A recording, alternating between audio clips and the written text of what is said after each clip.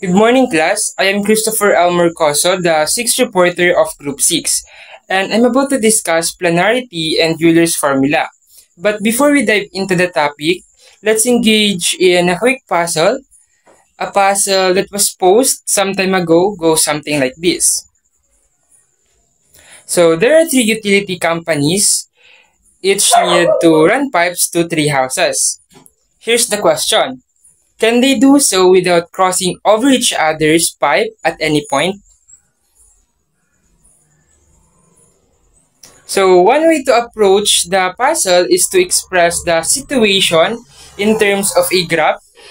Each of the houses and utility companies will be represented by a vertex. And we will draw an edge between two vertices if a pipe needs to run from one building to the other. So if we were not worried about pipes crossing, we could easily draw a solution. Like this. So to solve the puzzle, we need to draw an equivalent graph in which no edges cross over each other. So if this is possible, the graph is called a planar graph. So what is planar graph? A planar graph is a graph that can be drawn so that no edges intersect each other except at vertices. So sa madaling salita, ang planar graph po ay hindi dapat nag-i-intersect or nagko-cross ang mga edges. Like this example. If the graph is drawn in such a way that no edges cross, we say that we have a planar drawing of the graph. Okay po? So, take a look on this drawing. Is this planar drawing of a graph? Is this graph planar? If your answer is no, then you're correct. Since, makikita nyo po dyan na there are two edges cross each other. That's why the drawing is not planar. And to make it planar, we can make an equivalent planar drawing in which no edges cross over each other. We just need to redraw the edge colored red. And as you can see, hindi siya nagko-cross, and now this graph is planar. So let's have another example. Show that the graph is planar. As given, the graph has several intersecting edges. However, we can redraw the graph in an equivalent form in which no edges touch except at vertices by redrawing the two red edges shown below.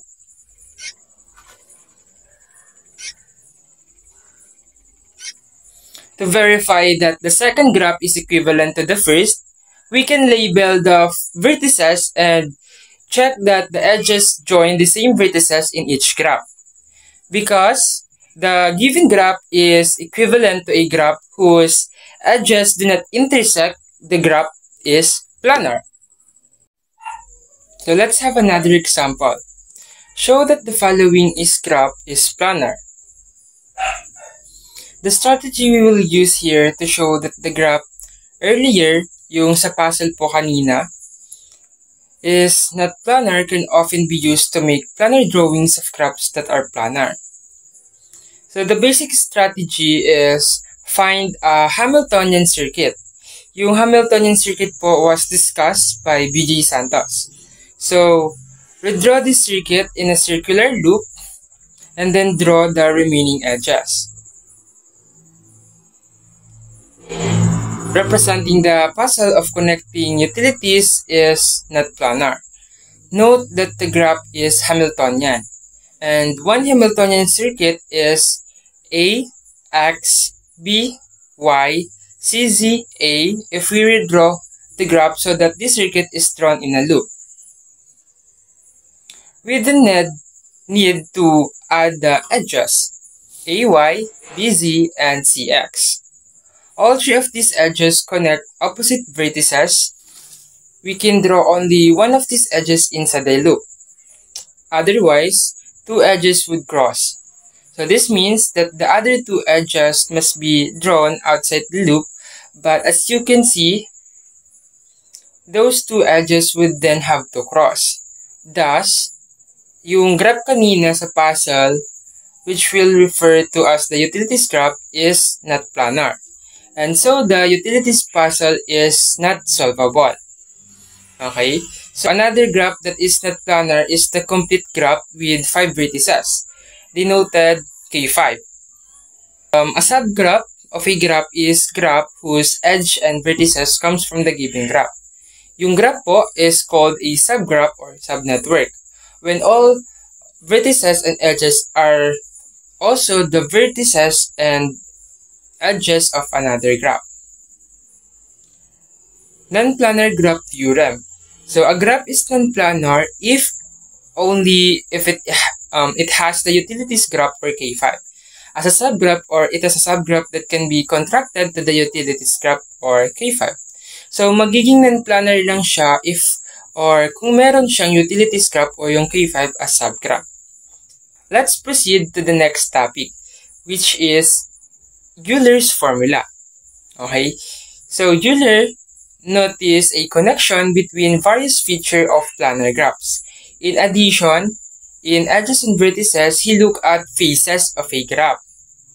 In a planar drawing of a graph, the edges divide the graph into different regions called faces. So ito po. The region surrounding the graph or the exterior, yung nasa labas po, is also considered a face, called the infinite face. The following relationship, called Euler's formula, is always true. Euler's formula. In a connected planar graph drawn with no intersecting edges, let V be the number of vertices, E the number of edges, and F the number of faces. It can be expressed in word as number of vertices plus number of faces is equal to number of edges plus 2. Or in symbol as vertices plus face is equal to edge plus 2, or pwede ring vertices plus face minus edge is equal to 2. Kung alin ang gusto nyo. Now, let's verify Euler's formula in a graph. Count the number of edges, vertices, and faces in the planar graph below, and then verify the Euler's formula. So, solution. There are 7 edges, 5 vertices, and 4 faces. Kasama po yung infinite face in the graph. Thus, vertices is 5, plus faces is 4, and edge is 7 plus 2. So 5 plus 4 is 9, and 7 plus 2 is 9, then 9 is equal to 9. Or pwede ding vertices plus faces minus E is equal to 2, which is where vertices is 5 plus faces is 4 minus edges is 7 is equal to 2. 5 plus 4, 9 minus 7, 2 is equal to 2. So 2 is equal to 2. So another example. Consider the connected planar graph shown. Write the number of vertices, the number of edges, and the number of faces. So vertices is 4, yung edges po is 6, faces is equal to 4. So verifies Euler's formula. V plus F is equal to E plus 2. 4 plus 4 is equal to 6 plus 2. So 4 plus 4 is 8, 6 plus 2 is 8, 8 is equal to 8. Also, V minus E plus F is equal to 2, where 4 minus 6 plus 4 is equal to 2. Then negative 2 minus 4 plus is equal to 2. Then negative 2 minus 4 is equal to 2 is equal to 2. Let's have another one. And ang hanapin natin is yung faces naman. A connected planar graph has 6 vertices and 9 edges. How many does the graph have? Draw a connected planar graph with 6 vertices and 9 edges. So vertices is equal to 6, edges is equal to 9, then vertices minus edge plus face is equal to 2. So 6 minus 9 is negative 3 plus f is equal to 2. So, yung negative 3, ilalagay natin dun sa kabila at magiging positive yung sign niya. So face is equal to 2 plus 3 is 5. Then, the face is 5. To check, a connected graph has 6 vertices and 9 edges. So, ganito po yan.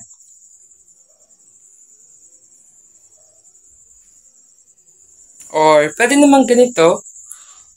It's up to you, basta hindi siya nagko-cross. Intindihan po ba?